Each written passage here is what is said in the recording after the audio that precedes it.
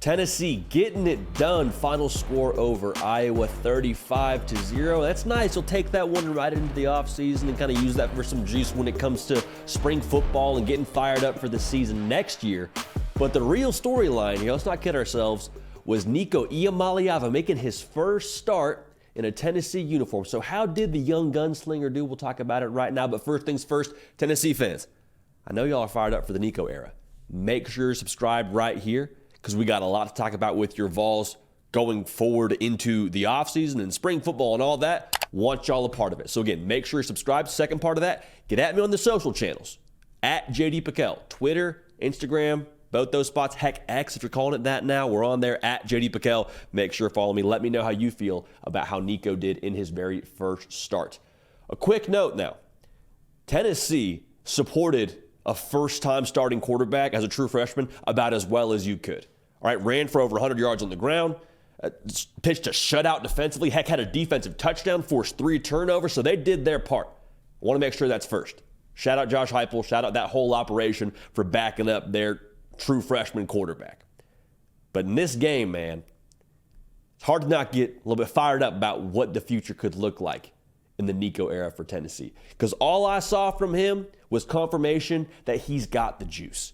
Was it perfect? No. Is he going to learn from this? Absolutely. Were the numbers gaudy? I mean, 12 for 19, 151 yards and a touchdown. No picks. That's the important part. It wasn't like he threw for 400 yards, but you saw the tools and you saw the poise. You saw the intangibles for what could make him phenomenal in the future here for Tennessee as the guy now going forward. You saw enough to get you excited. And I said this on my Twitter page during the game. I was like, listen, we got to make sure as we assess Nico in this ball game, this is before he had any rushing touchdowns or anything special in this game, he's doing it against the defense that's allowed 13 points a game all year long. All right? He's not out there playing against Yale. The dude is balling against one of the best defenses in college football.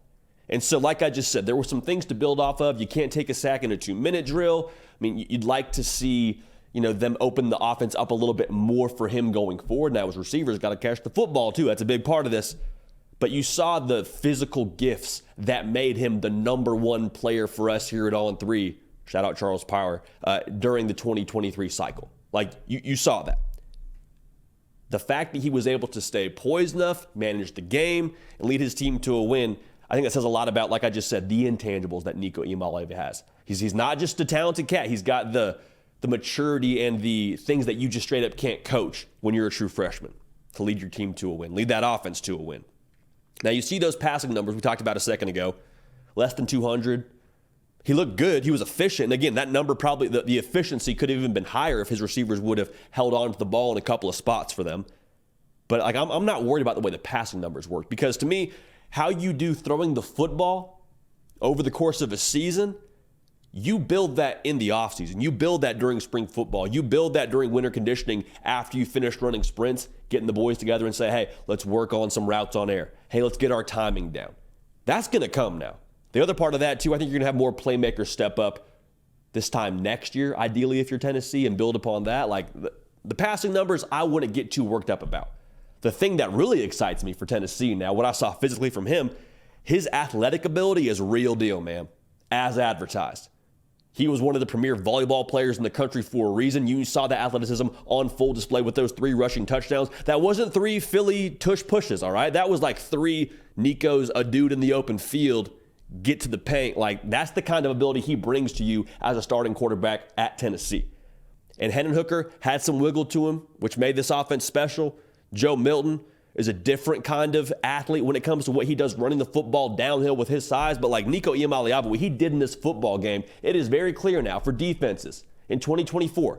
You will have to defend Tennessee very differently than I think you have been able to in the past. Because what he does when he tucks it and runs, he's got real deal speed from what I was watching in that football game. He's got enough make you miss to him to hurt you if you don't rally up and tackle. And the most important part about that is that puts more on the play of a second and third level of the defense to worry about when you defend Tennessee. And we already know this too with Tennessee, man. What are they built on? Creating matchups. How do they create those matchups? By stressing your linebackers and your safeties with how they run the football with their running backs. Now you add into the game plan during the week, hey, by the way, y'all, they got a quarterback that can gash us if we don't play this accordingly. headaches for a defense, and it's going to mean big numbers in the future, I believe, for Tennessee during the Nico era with him playing quarterback. Just another thing you have to worry about. It's annoying. It's tough to prepare for. There's also a part of this, too, where you just can't prepare for that. Like, you can game plan as much as you want, but when Nico breaks contain and has his eyes downfield, it's a new ball game. It's a new play. You might have won the first play with how you dialed it up defensively, but when he gets out on the edge there and he's playing backyard football, Pirates of the Caribbean, like we like to say here on this show, that's where it gets a little bit dangerous. So here's what I want to make sure we kind of think about as we go forward now. The physical ability, ridiculous. The poise to manage a game like this against one of the best defenses in college football, really exciting. The big thought for me here is the base from what Nico put on tape now is enough to get you fired up for the future. Like I just said, wasn't perfect. A lot to be excited about, a lot to build upon, that you're going to build upon. I promise you, Josh Heupel will make sure they're dialed into the nth degree when it comes to spring football, winter conditioning, all that. They'll be ready to roll now. The base here is exciting. We said this in our video preparing for this football game now. Whatever Nico does, understand, it is the first data point. It is the first step of however many million steps he's going to take on his journey as a starting quarterback in Knoxville. So be excited. Get fired up. But let's not give him the crown as Peyton Manning based on one football game. Okay, let's understand now. It's a process like anything else in life. What Nico is today will be very different than when they play Georgia in Athens next season, all right? So there's a process now that he's going to go through. So let him go through that process. Don't say he's horrible if he has a game where he throws 2 interceptions, all right? It's going to be a little bit of a, let's look at the long game for Nico because the tools are there. And what he said post-game, too, as he accepted that trophy, saying, hey, the goal here is to win a national championship, like, he's not running from it. He knows what the deal is. He knows what he wants to get done. He knows what that team wants to get done. Hyper-competitive. I'm encouraged. I'm very encouraged. Again, we're not falling victim to bull syndrome. This wasn't a game on the road in the SEC. I think you're going to see defenses that honestly are a little bit more dynamic, more athletic than what you saw against Iowa today. But for this to be the very first start, to win 35-0, to be efficient, to look good running the football, running the offense, I'm excited, man. The Nico era is officially on and rolling in Knoxville.